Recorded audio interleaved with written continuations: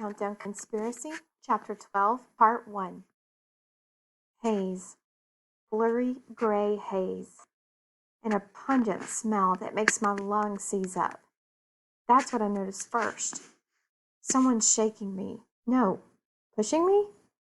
Prodding me. I groan, blinking my eyes, which are inexplicably desert dry and tearing up all at once. Everything's orange. What's going on? Who? The prodding continues at a neat, regular interval. Poke, poke, poke. Oh, of course. Through the smoke and firelight, Ruby jabs me with one of her utility arms. I blink harder, tremors going through my body. Ruby? My voice shakes as much as the rest of me, and all that shaking knocks my memories into place. The blast! I sit bolt upright. Ruby stops her prodding, and my droidlet pings, waiting for instruction. Ruby! I gasp, grabbing her. The entire room is on fire. The camera is completely incinerated, and the photographer is nowhere to be seen. Behind me, the ISECG flag tips toward the floor, engulfed in flames. I scramble backward, clutching Ruby as embers fling toward us. One catches me on the forehead, and I yelp. The pole hits the ground, clattering in the inferno. I stand up and then immediately duck back down in a fit of coughs. The smoke is too thick. Where's the door? Where's the photographer? Getting to my knees, I drag myself across the floor, under the smoke. My suit weighs on me like a collapsing star, and in the intense heat, I almost feel like I'm in one. I can hear people shouting outside over the crackling of the flames. The backdrop from the photo session falls to the floor, sending a whoosh of fire straight out. Run! My brain screams at me. Smoke or no smoke, I pull myself in the impossibly heavy suit up and slam bodily into the door. The flash of fire comes straight at me, and I throw my hands up to block it. The door doesn't budge. My gloves ignite. Ripping them off, I grab for the door handle and let out a shriek. It burns. It's almost molten hot. My skin prickles up and I recoil until another swatch of fire forces me back. Everything's moving. Everything's in flames. I can't see. I can't hear. I can't anything anymore. I have to get out of here. Now people are pounding outside. I feel the vibrations through the door. Ruby, I order, my voice dry against the smoke. My head feels as heavy as my suit, and I know that if I mess this up, I'm going to run out of time. Open! Ruby spins on the side of my suit towards the door as I mine what she needs to do. She extends one of her arms forward, twisting out a pair of supersized pliers. Latching onto the handle, she turns. And the two of us collapse through the Antarctic air, face first onto the gray rocks outside. Miranda! I hear someone. Dr. Schuber? Yell. I don't hear much else before everything else goes dark once again. Aside from a few first and second degree burns and another bout of smoke inhalation, I'm otherwise undamaged. The photographer hasn't been found, but according to the news, she's an internationally wanted assassin. So that's fun. Can I ask the obvious question? Tamaki says from the chair next to mine. We're in one of the common study areas. Almost everyone has been taking turns hanging out with me after this latest attack, which I've appreciated more than I've been able to say. Yeah? I answer, looking up from the work I've been doing on Ruby. Tamaki flips a solar cell into the air. Why aren't you dead? I raise an eyebrow. He catches the little disc as it falls back down. Don't take that the wrong way, Tamaki says. I'm glad you're not, but if a famous assassin was sent to kill you, why aren't you dead? You can't just be that lucky. I go back to polishing Ruby's outer armor, attempting to get the last of the scorch marks off her red exterior. Not sure I'd called myself lucky, I mumble, staring at my bandaged hands. But you are, he insists, leaning back in his chair. You've been targeted 3 times and survived. Probability says that doesn't make sense. Come on. At least one of those times you should have been exploded into fleshly little pieces. Can we not talk about all the times I've been nearly blown up? I ask, scrubbing even harder at Ruby's plating.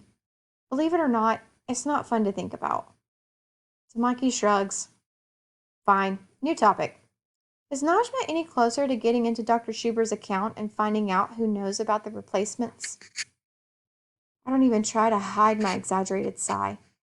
Tamaki, when she knows, you'll know. After a few minutes of silence, my droidlet beeps to remind us to get to programming.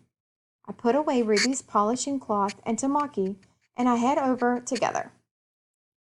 Raheem offers me a sympathetic smile when I enter. I smile back and take my seat, tucking Ruby under my chair. I try my best to concentrate, though, through Dr. Schuber's lecture and practice exercises, but my hands prickle, and even the slightest of noises makes me jump. Every time I outwardly show any sign of nerves, I know Anna must be rolling her eyes from the desk behind me. At least I'm not alone in my frazzled behavior. Poor Najma is almost equally as jittery, though for entirely different reasons. Miranda, can I talk to you for a moment? Dr. Schuber asks after class wraps up.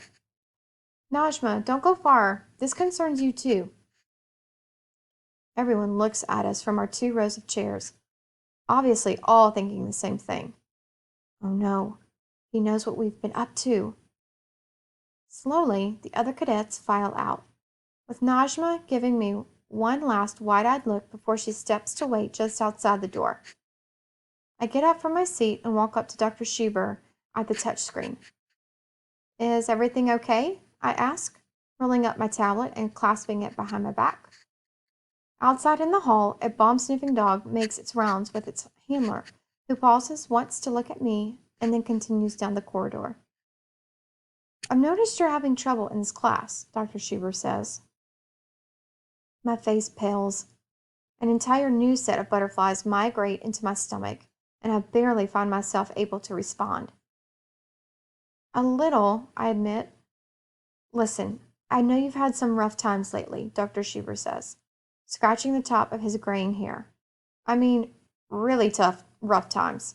It's no secret that all these attacks are affecting you. It's okay to feel upset, you know. I nod along, not sure what else to do. If you need some time to compose yourself, we could probably arrange things to get you safely home, he continues. No one is supposed to leave the island, but I could pull some strings if you want to get out of here. I stare at him. Wait, is he saying I should leave? Sweat stings the wounded palms of my hands. Is this some roundabout way of kicking me out? I'd rather stay if I can, I answer slowly. I'll work harder, I promise. I'm not really sure how I'll work harder than I have been, but I'll find a way. Maybe I just won't sleep. Quarterly exams are coming up again, and I'll be up late studying for those. Anyway, so I'm sure it won't make a big difference if I just cut out some sleep entirely. Well, if that's the case, then it might be a good idea for you to team up with another cadet for a bit, as far as programming is concerned. Dr. Schuber leans back against the touchscreen. How about asking Najma for some help? I had Owen email you your quiz results. Maybe you can start with that. Have her help you learn where you went wrong. I nod, probably a little too quickly. Yes, I can do that. That sounds good. Let's call her in and see what she thinks. I shake my head, desperate to keep Najma as far from Dr. Schuber as I can. No, that's okay. I'll ask her myself. You're sure? Absolutely. Dr. Schuber considers me before responding. Okay. Do let me know if you change your mind about heading home, though. Training 24/7 isn't for everyone. I can handle it, I say, clenching my fist tighter around my tablet scroll. He studies me for another moment and then nods. I collect Ruby from under my seat and walk out of the room at a casual pace, but that turns into a dead sprint as soon as I reach the hall. Miranda! Najma calls after me. Miranda, wait! She chases me down the hall all the way to our dormitory. I fling the door open, turning Ruby on for moral support. Hey, calm down, Najma says on repeat, following me inside. My bandaged hands are over my face as I throw myself into one of our plush dorm chairs. Ruby scuttles up one of the armrests, blinking her optical sensors in her quiet, reassuring way. He wants me to leave, I exclaim. I didn't think I was doing that badly. I heard your whole conversation, Miranda, and I don't think that's what that was about, Najma says. I think he was just offering you a chance to take a little break. So he could prove I can't handle this?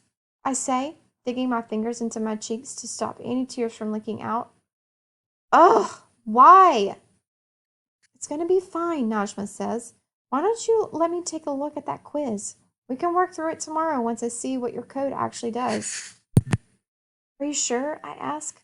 You already have so much on your plate with studying for exams and the whole file hacking thing. I think I've done about all I can with Shearer's files. She cuts me off. So this really wouldn't be much trouble. Let me help you.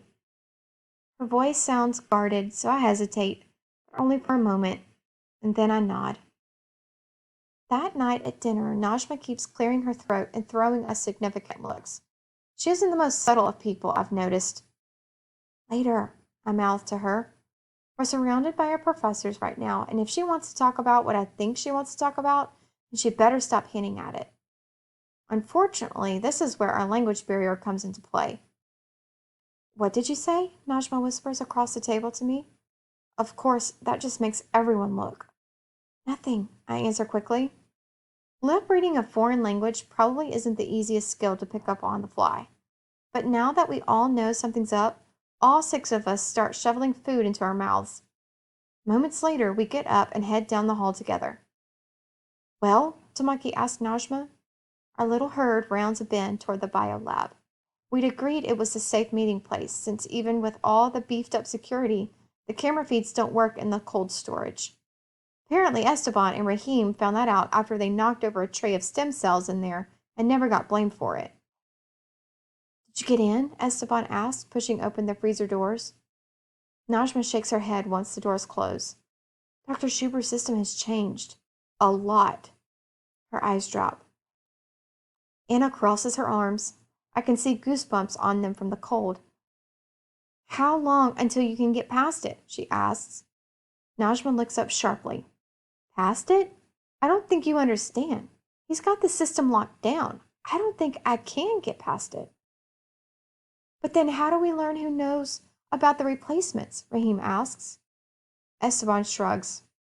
We could always ask. We all stare at him. What? He asks. Esteban, I say slowly, you want us to tell Mr. Burnett that we broke into his system? Or Dr. Schuber? Anna asks. Well, no. He goes a little pink. They don't have to know that. We just need to ask them about what happens if one of us goes home and quits. And then, when they tell us about our replacements, we'll ask who else knows. Boom. Suspect list made. Never going to work. Anna shakes her head. Dr. Schuber may already know Najma tried to break into his files again. Way too suspicious now.